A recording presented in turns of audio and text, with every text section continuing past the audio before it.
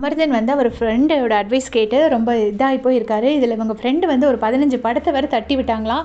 முதல்ல இந்த ஃப்ரெண்டை விட்டு தள்ளி வந்தால் தான் கமர்தன் ஒரு படத்தில் நடிக்க முடியும். ஏன்னா ஏதாச்சும் ஒன்றாவது நடிச்சிருக்கலாம், ஒருவேளை ஒன்று ஹிட் ஆகிருக்கலாம்.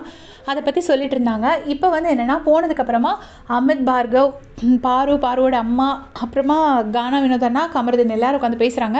அப்போது கமர்தனோட ஃப்ரெண்டை பற்றி ரொம்ப பெருமையாக பேசுகிறாங்க. சூப்பராக சொன்னாங்க அப்படி இப்படின்னு சொல்லிட்டு.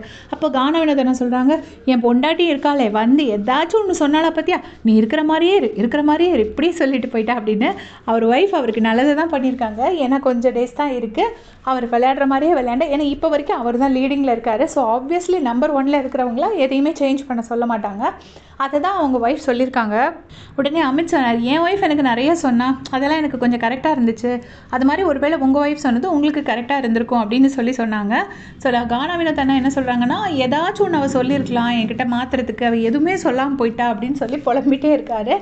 அப்புறம் கானா வினோத்துக்கு அவரோட ஒய்ஃப் சொன்னதும் அவருக்கு நல்லது, அமித்தோட ஒய்ஃப் சொன்னதும் அமித்துக்கு நல்லது. 2 பேரும் கரெக்டாக தான் சொல்லிட்டு போயிருக்காங்க. அப்போ வந்துட்டு அரோரா ரொம்ப டேஞ்சரஸ் அப்படின்னு சொல்லி கமர்தன் சொல்கிறாரு. சொன்னோடனே பாரு சொன்னாங்க, எனக்கு ஃபஸ்ட்டு இன்ட்யூஷனில் நல்லா தெரியும் அரோரா ரொம்ப டேஞ்சரஸ்னு, அதை தான் நான் சொல்லிட்டே இருந்தேன், நீ நம்பலை அப்படின்னு சொன்னாங்க. கமர்தன் அவங்க அக்கா பேச்சை கேட்காம ஃப்ரெண்டு பேச்சை மட்டும் கேட்குறாரு. அப்போ அந்த டைமில் வந்து வினோதனா சொல்கிறாரு, நம்ம இப்போ இங்கே இருக்கிறவங்க எல்லாருமே பியூராக தான் விளையாடுறோம், நல்ல அடுத்தவன் கேம் அடிக்காமல் விளையாடுறவங்க தான் அப்படின்னு சொல்லிட்டு இருக்காங்க. ஸோ எப்படி அவர் போகிறப்போ வந்து வினோத்கிட்டேயும் சொல்லிட்டு போயிட்டார், இந்த மாதிரி அரோராவை நம்பாதீங்க, பாரு தான் பெட்டர் அப்படிங்கிற மாதிரி. கமர்தன் கிட்ட சொன்னது பத்தாதுன்னு இவர்கிட்டையும் சொல்லிட்டு போயிட்டாரு.